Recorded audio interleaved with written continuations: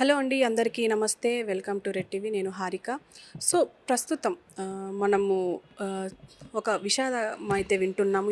ఏమి అంటే తొలితరం కథానాయిక అండ్ నిర్మాత, స్టూడియో అధినేత్రి కృష్ణవేణి ఈరోజు తెల్లవారుజామున కన్నుమూశారు.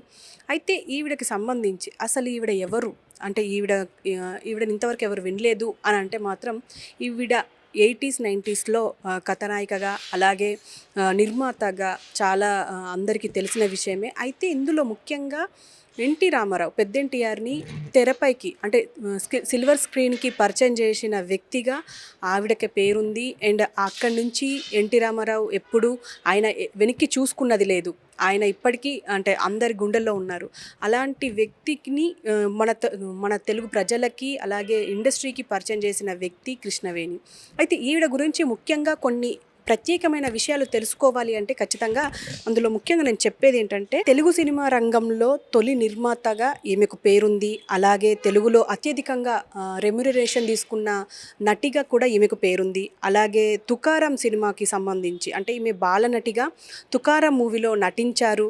అండ్ 10వ ఏట అనసూయ చిత్రంలో టైటిల్ రోల్ చేశారని చెప్తారు. అయితే 1938లో కచదేవయాని చిత్రంలో కథానాయికగా నటించారు, అంటే హీరోయిన్గా నటించారు. అయితే సుమారు 20 చిత్రాల్లో కృష్ణవేణి యాక్ట్ చేశారు అని చెప్పేసి అంటున్నారు. అయితే తన పాటలను తానే అంటే తన సినిమాలు ఏవైతే ఉంటాయో ఆమె ఏ సినిమాల్లో నటించారో ఆ సినిమాలన్నింటికీ ఆవిడే పాటలు పాడారు అని చెప్తున్నారు.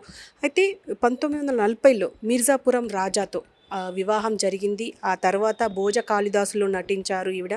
అయితే మన దేశం అనే సినిమా అందరికీ సుపరిచితమే. అయితే ఈ సినిమాలో పెద్ద ఎన్టీఆర్ని పరిచయం చేశారు అని చెప్పేసి ఆమెకు పేరుంది.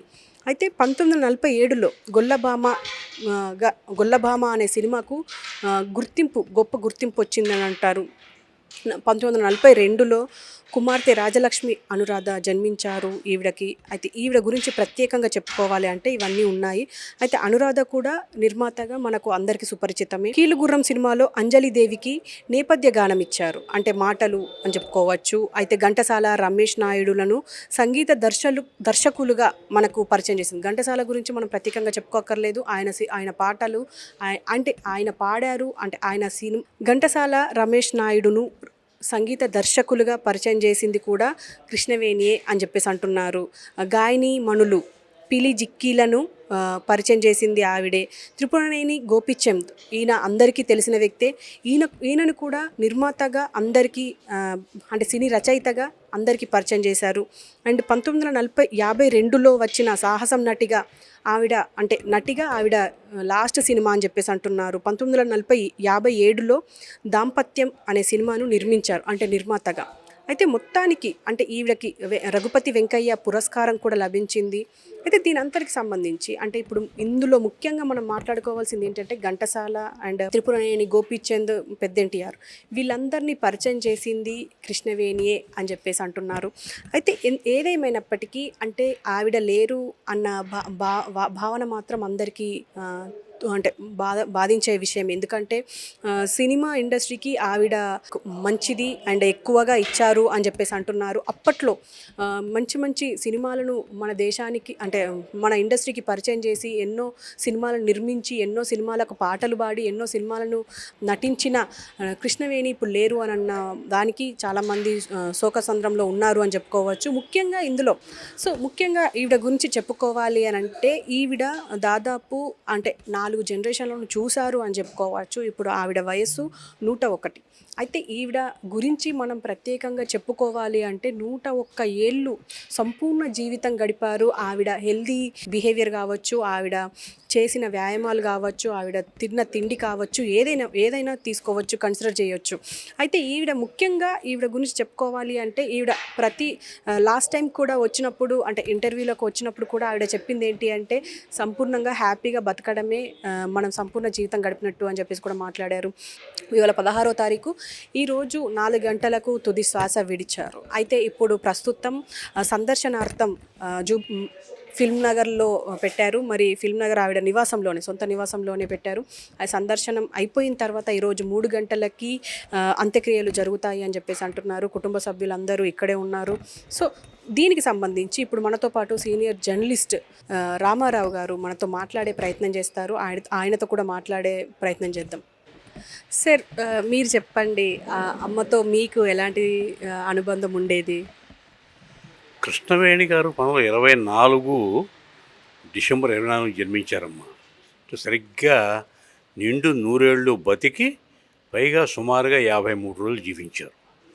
పరిపూర్ణ జీవితం, ఒక లెజెండరీ ఆవిడ జీవితం అంతటినీ నేను కృష్ణవేణి తరంగాలు అనే పేరుతో పుస్తకంగా రాశాను. ఆవిడ రాసింది, నేనేమో సమన్వయకర్తగా దీనంతా ఇచ్చేసాను. సరిగ్గా 8 ఏళ్ల వయసులో అనసూయ అనే చిన్నపిల్లల చిత్రంలో యాక్ట్ చేసింది ఆవిడ చిన్నపిల్లగా.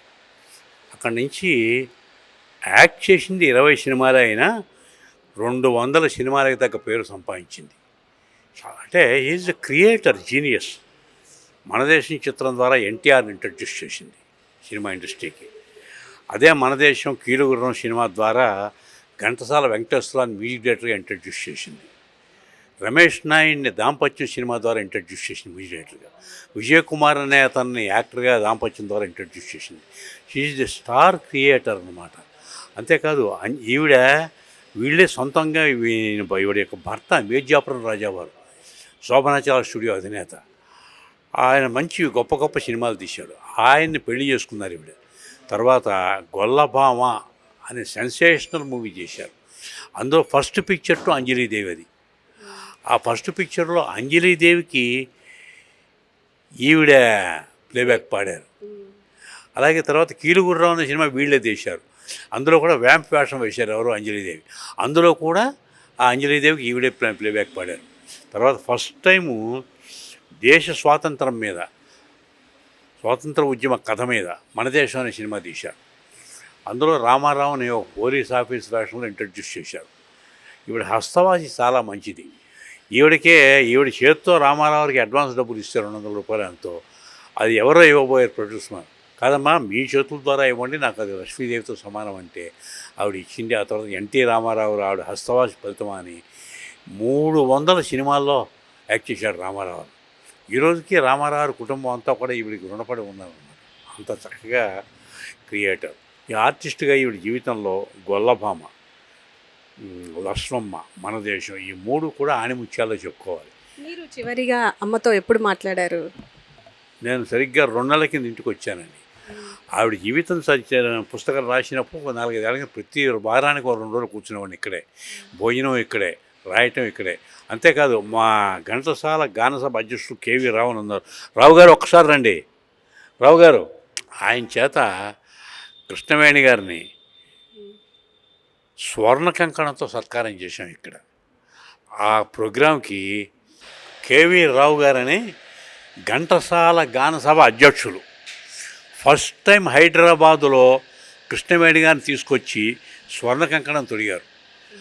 ఆ వేడుకి ఆవిడతో పాటు ఏపీ కోమల, రాణి అనే సింగర్స్ కూడా తొడిగారు. ఆ ఫంక్షన్కి గుమ్మడి వెంకటేశ్వరరావు, సి నారాయణ రెడ్డి గారు, కాంతారావు వీళ్ళంతా వచ్చారు. అలాగా ఆవిడ ఫస్ట్ కృష్ణవేణి అనేవాడు ఉన్నది అని జనం అంతా మర్చిపోతే ఈయన తీసుకొచ్చి అంజలీదేవి గారు కూడా వచ్చారు ఆ ఫంక్షన్కి. అంత గ్రాండ్గా జరిగిందనమాట. తర్వాత రఘుపతి వెంకయ్య అవార్డు, ఆ అవార్డు కమిటీలో చైర్మన్ గుమ్మడి వెంకటేశ్వరరావు. ఆయన నన్ను అడిగారు, ఎవరికి ఇస్తే బాగుంటుందయ్యా అని. కృష్ణవేణి గారండి అన్న. ఏమిటి ఆవిడ చరిత్ర అన్నారు. పాప ఆయన పోయారు అనుకున్నారు, ఏం చెప్పారు ఆవిడ బతుకున్నారండి అని చెప్పి అప్పుడు ఆవిడ బయోడేటా అంతా కూడా వీళ్ళని ఇంట్రడ్యూస్ చేశారు.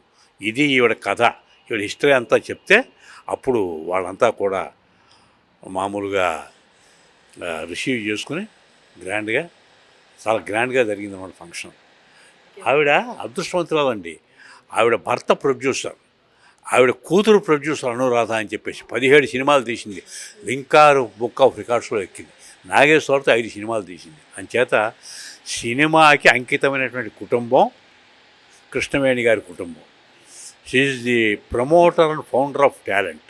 అంచేత తెలుగు సినిమా చరిత్రలో కృష్ణవేణి గారి పేరు లెజెండరీ చిరాక్షరాలతో నిలిచిపోతుంది. Thank you sir, thank you very much.